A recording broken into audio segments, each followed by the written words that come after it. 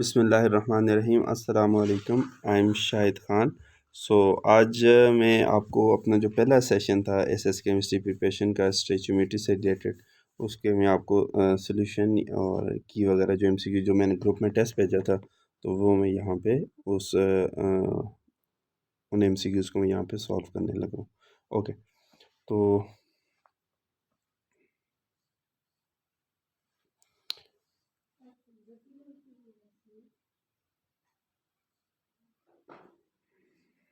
Okay तो हमारा पहला एमसीक्यूज़ है कि in a particular reaction one of the reactant limits the number of products form, this is का। अब वो हमारे पास रिएक्टेंट या रिएजेंट जो प्रोडक्ट फार्मेशन को लिमिट करता है या कंट्रोल करते हैं, तो उसको हम क्या बोलते हैं? लिमिटिंग रिएजेंट बोलते हैं। तो ये तो हमारे पास पहले एमसीक्यूज़ का ए ऑप्शन आ गया जी। Okay, which of the following is not true regarding balance chemical equation. Balance chemical equation के रिगार्डिंग कौन सा इनमें से ट्रू नहीं है? पहली बात है they contain same number of atom on each side, बिल्कुल। इलेक्ट्रॉन्स आल्सो बैलेंस हो सकता है, ठीक है। An equal number of molecules on both side, follow the law of conservation of mass. ये law of conservation of mass को भी follow करते हैं, मगर ये वाली जो हमारे पास सी ऑप्शन है, ये वाला ट्रू नहीं है, क्योंकि मॉलिक्यूल सेम नहीं होते। कैसे नहीं होते, मैं आपको यहाँ पे एक एग्जांपल देता हूँ। हमारे पास बड़ी मशहूर सी एक इक्वेशन होती है कि हमारे पास जो अमोनिया फार्मेशन है, कि हमारे पास हाइड्रोजन जो हैं वो रिएक्ट करते हैं किसके साथ? नाइट्रोजन के साथ, और हमारे पास एज ए रिज़ल्ट हमारे पास क्या बनाते हैं? NH3 अमोनिया बनते हैं, ठीक है। अब इसको जब हम बैलेंस करते हैं तो यहाँ पे हमारे पास 2 मोल आता है, ठीक है, और यहाँ पे हम 3 2 ज़ार 6, ओके, 3 मोल यहाँ पे लेंगे, ठीक है।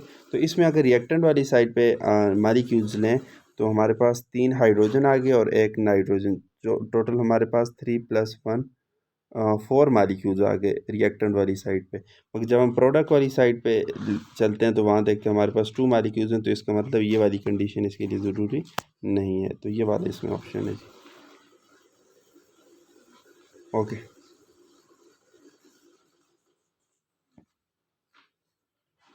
अच्छा, नेक्स्ट चलते हैं। उसके थर्ड क्वेश्चन है which of the given reaction are counted as balance reaction. इनमें से कौन सी ऐसी इक्वेशन है जो कि हमें बैलेंस नज़र आ रही? तो सिंपल है, एटम गिनने। तो अगर बाकियों को देखें जैसे H2O2 2H2O, तो यहाँ पे बैलेंस नहीं है, क्योंकि यहाँ पे प्रोडक्ट में 2 ऑक्सीजन, इधर भी 2 ऑक्सीजन। हाइड्रोजन यहाँ पे 4 हैं प्रोडक्ट वाली साइड पे, इस साइड पे यहाँ पे हाइड्रोजन 4 हैं, और जब रिएक्टेंट वाली साइड पे चलते हैं तो 2 हैं, तो इसका मतलब ये बैलेंस नहीं है। दूसरी को देखते हैं तो 4 एल्यूमिनियम इस साइड पे, 2 2 ज़ार 4 एल्यूमिनियम प्रोडक्ट वाली साइड पे। रिएक्टेंट वाली साइड पे 3 दूनी 6 ऑक्सीजन है, और इस पे हम देखें 3 2 6, तो ये हमारे पास बैलेंस इक्वेशन आ जाती है, ठीक है। बाकियों को भी आप देखें तो वो बैलेंस नहीं है, तो इसमें हमारा जो ऑप्शन है वो हमारे पास बी ऑप्शन आएगा जी, ठीक है। ओके, नेक्स्ट चलते हैं। ओके, नेक्स्ट है what is the amount of water produce when 8 gram of hydrogen is reacted with 32 gram of oxygen. कि हमारे पास क्या पूछ रहे हैं कि कितना वाटर प्रोड्यूस होगा जब 8 ग्राम हमारे पास हाइड्रोजन होंगे और वो रिएक्ट करेंगे 32 ग्राम ऑक्सीजन से। ओके, ठीक है। मसलन वाटर फार्मेशन से रिलेटेड रिएक्शन है कि हमारे पास, इसके पहले तो हमें बैलेंस केमिकल इक्वेशन पता होना चाहिए कि हाइड्रोजन हमारा जो है रिएक्ट कर रहा है जी किसके साथ? ऑक्सीजन के साथ, ठीक है, और क्या बनाते हैं? H2O, ठीक है। अब इसको अगर हम बैलेंस करें तो हम इसको कुछ इस तरह से बैलेंस कर सकते हैं कि हमारे पास जो हाइड्रोजन है, यहाँ पे अगर हम ऑक्सीजन यहाँ पे 2 हैं, वहाँ पे कि यहाँ पे हम 2 लगा लें तो ऑक्सीजन तो हमारा बैलेंस हो गया। अगर हाइड्रोजन बैलेंस थी, हाइड्रोजन के लिए यहाँ पे हमने 2 लगाना होगा, तो 4 एटम हाइड्रोजन बैलेंस हो गए। अब ये हमें बताती है कि हाइड्रोजन का चूँकि मैस 2 होता है मालिक्यूल का, तो ये हमारे पास 2 इसके मालिक्यूल हैं, तो 4 ग्राम इसका मैस है, तो 4 ग्राम से जो वाटर का मैस बन रहा है तो वो बन रहा है जी 18 2 ज़ार, क्योंकि 18 इसका मोलर मैस है, और 2 से मल्टीप्लाई करेंगे तो ये बन जाएगा 36। मसलन हम ये कह सकते हैं कि जब हमारे पास 4 ग्राम हमारे पास हाइड्रोजन हो, हाइड्रोजन का पूछ रहे हैं, ओके, तो हमारे पास जो वाटर बन रहा है वो 36 ग्राम बन रहा है, ठीक है। और यहाँ पे ऑक्सीजन जो है वो कितना है? वो हमारे पास 32 ग्राम है, ठीक है। अब हमसे वो पूछ रहे हैं कि हम वाट ये ऑक्सीजन जो है वो हम सॉरी हाइड्रोजन जो है वो हम कितने मोल रहे हैं जी, 8 वो ले रहे हैं ना, 8 ग्राम हाइड ये ले रहे हैं, सॉरी 8 ग्राम क्या ले रहे हैं जी, 8 ग्राम हम हाइड्रोजन ले रहे हैं।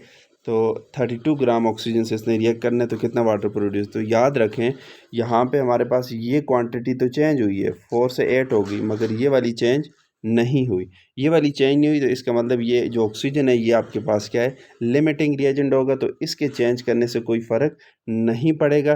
पहले वाटर कितना मोल बन रहा था, 36 ग्राम, 36 ग्राम का मतलब 2 मोल बन रहा था, ठीक है। तो अब भी जो वाटर है वो हमारे पास क्या होगा, 2 मोल बनेगा। अगर हम क्वांटिटी को बढ़ाना चाहते हैं कि तो ज़रूरी है कि हम हाइड्रोजन के साथ ऑक्सीजन को चेंज करें, तो यहाँ पे हमारे पास ये जो ऑप्शन है ये 4 मोल ये रॉन्ग है जी। इसमें हमारे पास ऑप्शन आपने करेक्शन कर लेनी है कि हमारे पास ऑप्शन क्या आ जाएगा, 2 मोल आ जाएगा। मैंने 4 मोल इसलिए लिखा था कि मैंने साथ ऑक्सीजन को उस टाइम पढ़ा नहीं था, मगर अब मैं आपको यहाँ पे क्लेरिफाई कर देता हूँ कि चूँकि हाइड्रोजन की क्वांटिटी तो चेंज हुई है मगर ऑक्सीजन के साथ चेंज नहीं हुई, तो इस वजह से ओवरऑल कोई फ़र्क नहीं पड़ेगा। हमारे पास ये वाला ऑप्शन जो है ये गलत है, तो यहाँ 4 की जगह आपने क्या लगा लेना है, 2 मोल लगा लेना है जी। ये हमारे पास आंसर है। होप्स हो कि आप रीज़न समझ गए होंगे। ओके, 5 नंबर पे हमारे पास क्वेश्चन है, find the amount of carbon dioxide produce by the combustion of 20 gram of methane. ठीक है जी, कंबशन रिएक्शन है, मीथेन की कंबशन हो रही है, CH4 मीथेन का फार्मूला होता है, ठीक है। मीथेन ऑक्सीजन के साथ रिएक्शन करते हैं जी, और हमारे पास बनाते हैं CO2, साथ बनता है, साथ बनते मैं यहाँ नीचे लिख लेता हूँ वाटर।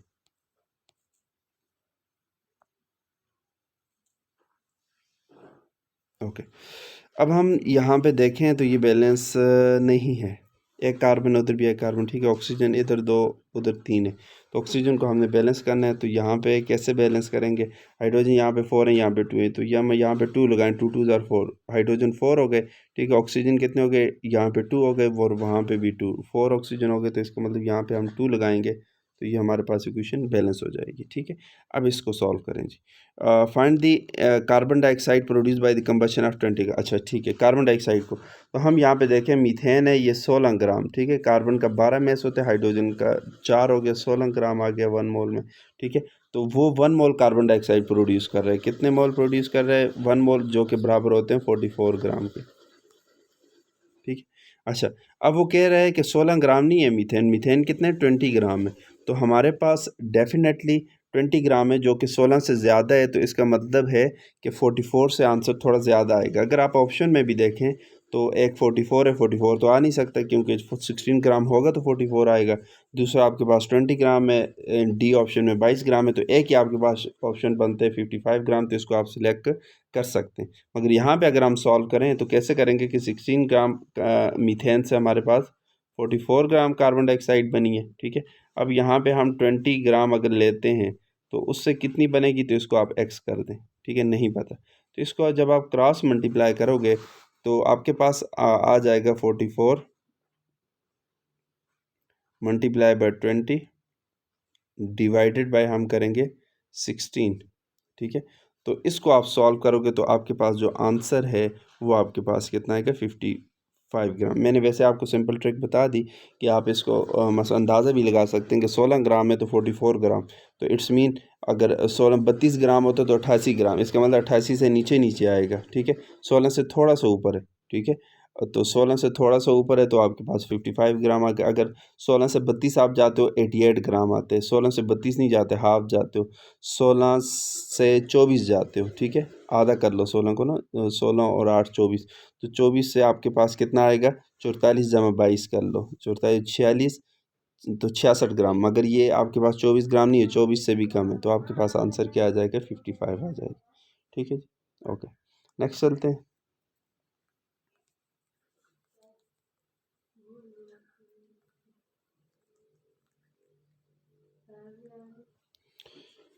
अच्छा, what is the balance equation for carbon dioxide plus water और C6H12 ग्लूकोज बनते हैं, 7 ऑक्सीजन बनती है। ये फोटोसिंथेसिस का रिएक्शन, फोटोसिंथेसिस रिएक्शन है जिसमें हमारे पास ग्लूकोज प्रिपेयर होते हैं। तो उसका बैलेंस क्या है? तो आपने जस्ट आपने एटम वगैरह गिनने हैं। पहले में देखें बैलेंस नहीं है, बाकी सब में नहीं है, मगर बी वाले ऑप्शन में देखें तो ये हमारे पास बैलेंस इक्वेशन हमें शो कर रहा है। कैसे जी? तो आप काउंट कर सकते हैं कि 6 कार्बन इस साइड पे, उस साइड पे कार्बन को देखें वो भी 6, ऑक्सीजन को देखें तो यहाँ पे नीचे 2 8 2 6 और 12, और इधर देखें 12 और 6 12 और 6 18 ऑक्सीजन इस साइड पे आ गए। इस साइड पे हम देखें 6 इसमें और 6 दूने 12, 12 और 6 18 इसमें। और उसके बाद एक चीज़ हमारे पास बच जाती है जिसको हम हाइड्रोजन बोलते हैं। हाइड्रोजन इसमें कितने 6 2 जार 12, 12 हाइड्रोजन इस साइड पे, तो इसमें भी हम देखें तो 12 हाइड्रोजन है। तो यही इक्वेशन हमारे पास बैलेंस इक्वेशन है जी। ओके, नेक्स्ट चलते हैं। कहते हैं dissolving a solute in a solvent does not change its. जब किसी सोल्यूट को हम किसी सॉल्वेंट में डिज़ोल्व करते हैं तो इनमें से कौन सी चीज़ चेंज नहीं होती? Specific heat. स्पेसिफिक हीट को होती क्या है कि amount of heat required to raise the temperature of a substance by 1 degree. 1 degree temperature change करने की जितनी हीट रिक्वायर्ड होती है तो वो तो चेंज होती है जब कुछ सोल्यूट ऐड करेंगे। वेपर प्रेशर भी चेंज होता है हमारे पास, हम कोलिगेटिव प्रॉपर्टीज़ वगैरह में पढ़ते हैं। विस्कोसिटी भी चेंज होती है, ठीक है। और लास्ट में हमारे पास आते हैं नन ऑफ दीज, तो इसका मतलब इनमें कोई ऑप्शन नहीं है, ये सारी चीज़ें सोल्यूट को डिज़ोल्व करने से चेंज हो जाती हैं। Okay, concentration of solution express in terms of dash is independent of temperature. हमेशा याद रखें टेम्परेचर चेंज करने से वॉल्यूम जो है वो चेंज हो जाते हैं जी, ठीक है। टेम्परेचर चेंज करने से वॉल्यूम चेंज होता है, ये याद रखें। तो जिस आपके पास कंसंट्रेशन टर्म में वॉल्यूम आता है इट्स मीन वो टेम्परेचर डिपेंडेंट है। जैसे हमारे पास मोलैरिटी है, जैसे हमारे पास नॉर्मेलिटी है, जैसे हमारे पास फॉर्मेलिटी है, जैसे हमारे पास mass by volume, volume by mass, ये वाली टर्म्स हैं। तो इसमें वॉल्यूम आते हैं चूँकि, तो ये सारी टेम्परेचर से चेंज होती हैं। और वो हमारे पास एक्सप्रेशन जिसमें वॉल्यूम वाली टर्म नहीं आती वो टेम्परेचर से चेंज नहीं होती। तो हमारे पास ऑप्शन बनेगा मोलैलिटी। मोलैलिटी क्या होती है? हमारे पास number of mole divided by weight of solute, kg of solvent, ठीक है। कि 1 किलोग्राम, किलोग्राम आपके पास मैस की यूनिट है, मैस चेंज नहीं होता बट वॉल्यूम टेम्परेचर से चेंज होता है। तो ये वाला ऑप्शन आ जाएगा जी। ओके, नेक्स्ट हमारे पास क्वेश्चन है तो कि a vapour that exist above its critical temperature is terms as, ठीक है। ऐसा वेपर जो कि क्रिटिकल टेम्परेचर से ऊपर, क्रिटिकल टेम्परेचर है उससे हाई उस पर एग्जिस्ट करे तो उसको हम क्या बोलते हैं? गैसेस बोलते हैं। गैसेस और वेपर में डिफरेंस ये है कि वेपर हमारे पास वो गैसीय स्टेट होती है जो किसी लिक्विड के क्रिटिकल टेम्परेचर से लो टेम्परेचर पे आपके पास क्या करे? एग्जिस्ट करे। और गैसेस वो होती हैं जब जो क्रिटिकल टेम्परेचर से क्रिटिकल टेम्परेचर से अबाव जो है वो गैसीय स्टेट में एग्जिस्ट करें तो उसको हम क्या बोलते हैं? गैसेस बोलते हैं। अगर क्रिटिकल टेम्परेचर से अबाव एग्जिस्ट करे तो गैसेस, और क्रिटिकल टेम्परेचर से बिलो एग्जिस्ट करे गैसीय स्टेट में तो उसको हम क्या बोलेंगे? वेपर बोलेंगे। और जो गैसीय स्टेट से क्रिटिकल टेम्परेचर से लो टेम्परेचर पे वो अगर एग्जिस्ट करते हैं वेपर फॉर्म में तो उसको सिर्फ हम प्रेशर देंगे तो हमारे पास क्या होगा? हमारे पास वो लिक्विफाइड हो जाएगा। मगर जो ऊपर जो क्रिटिकल टेम्परेचर से ज़्यादा जैसे गैसेस होती है हमारे पास, तो उसको हम उसकी लिक्विफिकेशन के लिए हम उसके ऊपर प्रेशर भी अप्लाई करेंगे और साथ हम क्या करेंगे? साथ हम टेम्परेचर को भी कम करेंगे, तब जाके लिक्विफिकेशन होगी जी। ये डिफरेंस आपने माइंड में रखना है। ओके, नेक्स्ट चलते हैं जी। क्वेश्चन नंबर 10 है percentage of oxygen in C6H12O6 is. Percentage आपके पास ग्लूकोज दिया है, इसमें किसी की भी परसेंटेज पूछ सकते हैं तो आपने इसमें बतानी होती। क्या फार्मूला होता है? मैं सिंप्लीफाई कर ले आपको समझा देता हूँ कि हमारे पास अब देखें C6H12O6, तो इसका अगर हम मोलर मास निकालें तो ये हमारे पास तकरीबन बनता है कार्बन के 6 एटम, हाइड्रोजन के 12, ऑक्सीजन के पीछे। तो इसको आप करें तो ये हमारे पास तकरीबन अराउंड अबाउट 180 इसका मोलर मास बनता है। अब परसेंटेज को निकालने के लिए हमारे पास जो फार्मूला है वो कुछ इस तरह से है कि मास ऑफ एलिमेंट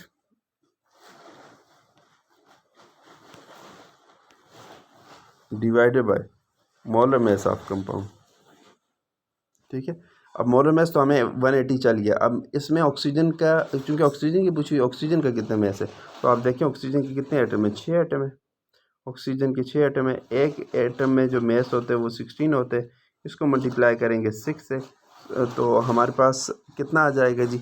16 3 32, 32 64 और 64 और 32, 64 तो 66, 76, 86, 96। तो ये हमारे पास कितना आ जाएगा 96।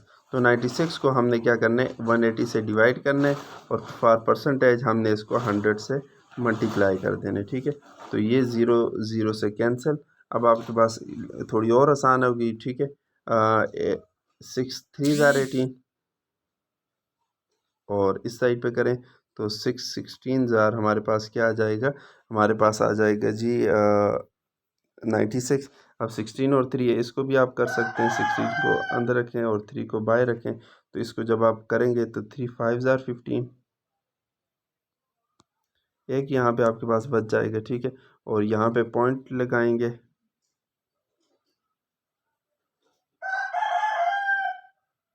नहीं, मल्टीप्लाई बाय 10 भी है ना, सॉरी, 16 मल्टीप्लाई 10 तो वो ये 16 यहाँ से देखें, sorry sorry sorry sorry, just a minute, ये 16 तो आ गया। अब यहाँ से 10 से मल्टीप्लाई हो रहा है, 16 मल्टीप्लाई बाय 10, तो ये आपके पास 16 10 से मल्टीप्लाई होगा तो 160 बनेगा जी।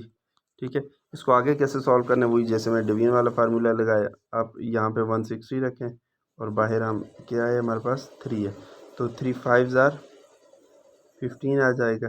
ठीक है, एक बच के यहाँ पे, तो ये ज़ीरो को नीचे उतार दें तो 3 3 3 9 आ जाएगा। ठीक है, तो एक फिर बच गया, तो हमारे पास यहाँ पे पॉइंट लगा के यहाँ पे फिर ज़ीरो नीचे ले इस तरह ये चलता जाएगा। तो हमारे पास कहने का मकसद है जो ऑप्शन हमारे पास बनता है वो हमारे पास कौन सा ऑप्शन बनता है जी, हमारे पास जो ऑप्शन बनता है वो हमारे पास ये वाला बनता है 53.33%। हमेशा याद रखें कि ओवरऑल परसेंटेज आप करेक्शन के लिए ये चेक कर सकते हैं कि ओवरऑल परसेंटेज जब सब एलिमेंट्स को जमा करते हैं तो 100 होनी चाहिए। इट्स मीन हम सही जा रहे हैं, अगर नहीं है 100 तो it's mean there is something wrong. Okay, तो ये आपके पास 10वें एमसीक्यूज़ था। नेक्स्ट चलते हैं। जो आपको समझना है ना, फिर वो ग्रुप में आपने उसका स्क्रीनशॉट लेके ना मुझसे पूछ लेना है, दोबारा मैं उसको एक्सप्लेन करूँगा, क्योंकि यहाँ पे अब मैं तो इसको रिकॉर्ड कर रहा हूँ, तो आप लोगों को पता नहीं जो एमसीक्यूज़ अगर जिसमें थोड़ी कन्फ्यूजन रहे, मेथड समझना है तो वो पूछ लेना आपने। Okay, chemistry is a dash science, तो कौन सी साइंस है जी, फिजिकल, सिंपल। ठीक है, इसमें कोई लॉजिकल बात ही नहीं है। और the sum of all percentage in calcium carbonate is, तो यहाँ तो कैल्शियम कार्बोनेट है, कोई भी आपके पास दिया हो। ठीक है, अच्छा, कोई भी आपके पास मसलन कोई भी कंपाउंड दिया हो, सम ऑफ परसेंटेज, सब की परसेंटेज जमा करें तो हमेशा वो क्या आएगा, वो 100 ही आएगा। अभी मैंने ऊपर ही बात की, हमारे पास मेथड भी होते हैं चेक करने के लिए कि हमारे पास क्या है, कि आपके पास मसलन उसको चेक करने के लिए कि आपने जो परसेंटेज फाइंड आउट की है वो करेक्ट है भी या नहीं है, तो उसको हम इससे चेक कर सकते हैं। ओके, नेक्स्ट चलते हैं। Percentage of carbon in calcium carbonate. Okay, अक्सर इसी का पूछते हैं क्योंकि ये बड़ा सिंपलीफाई है तो कैलकुलेशन करनी ही नहीं पड़ती। तो कैल्शियम कार्बोनेट में जी टोटल इसका मैस जो होता है, कैल्शियम का 40 हो गया, कार्बन का 12 और ऑक्सीजन का 16 दिया, 32 और 6 38 और 48। ठीक है, तो ये हमारे पास टोटल हमारे पास क्या बनेगा, 100 बनेगा। ठीक है, तो बड़ा इसका सिंपल हो जाता है जी, परसेंटेज के लिए मल्टीप्लाई बाय 100 लगाएंगे। ठीक है, अब अगर आप कैल्शियम का निकालते हैं तो कैल्शियम का मैस कितने है, 40, तो ये 100 से कैंसिल हो जाएगा तो परसेंटेज 40 आ जाएगी। कार्बन का निकालते हैं तो इधर हम क्या रखेंगे जी, इधर फिर हम 12 रखेंगे। ठीक है, फिर 100 से कैंसिल तो 12% आ जाएगा। ठीक है, तो इस तरह हम इसको क्या कर सकते हैं, फाइंड। तो बेसिकली क्वेश्चन ये था कि percentage of carbon and calcium carbonate तो कितने परसेंट है, 12% है। Okay, percentage of calcium and calcium carbonate अभी हमने कैलकुलेट की, कितने परसेंट है, 40% है। The largest number of molecules are present in, okay, इसको ज़रा देखें जी कि किस में हमारे पास लार्जेस्ट नंबर ऑफ मालिक्यूल्स हैं, क्वेश्चन नंबर 15। तो अगर हम इसको देखें तो हमारे पास ये बनता है जी मसलन पहला हमारे पास है कार्बन डाइऑक्साइड।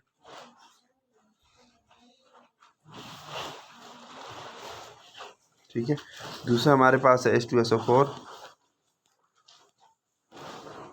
तीसरा हमारे पास है वाटर और चौथा हमारे पास है ग्लूकोज। ठीक है, कार्बन डाइऑक्साइड का जो मैस है जी वो कितने है, वो 44 है, ठीक है। 44 का मतलब है 1 मोल, 1 मोल का मतलब है 6.023 मल्टीप्लाई बाई 10⁻23 मालिक्यूल। H2SO4 का मैस है जी 98, 98 का मतलब है कि 1 मोल, 1 मोल का मतलब है 1.602 मल्टीप्लाई बाई 10⁻23, ठीक है। वाटर का मैस है 36, 36 का मतलब है कि हमारे पास कितने मोल हैं, 2 मोल, 2 मोल का मतलब है कि 6.023 मल्टीप्लाई बाई 10⁻23 मल्टीप्लाई बाई 2, तो ये 12 पॉइंट इस तरह आ जाएंगे, टू एवोगाड्रो नंबर के बराबर आ जाएंगे। और ग्लूकोज को आप देखें तो इसका मोल में से 180, 180 का मतलब है 1 मोल, तो 1 मोल का मतलब है कि आपके पास 6.023 मल्टीप्लाई बाई 10⁻23 आ जाएगा, ठीक है। तो इन सब में बाकी तीनों में आपके पास नंबर ऑफ मालिक्यूल सेम है, मगर वाटर में आपके पास क्या है, डबल है, ज़्यादा है, क्योंकि वाटर 2 मोल है। तो ऐसे क्वेश्चन में आपने मोल को देखना है, जितने मोल ज़्यादा इतने नंबर ऑफ मालिक्यूल भी ज़्यादा, तो ये हमारे पास ऑप्शन आ गया। ओके जी, ये पहले 15 MCQs की ये सोल्यूशन था, ये की थी, ये मैं अपलोड करता हूँ, इसके बाद नेक्स्ट पार्ट नेक्स्ट 15 और फिर नेक्स्ट 15, ठीक है। इस तरह 15 MCQs करके मैं आपको उसके सोल्यूशन भेजता हूँ, ठीक है। Thank you so much.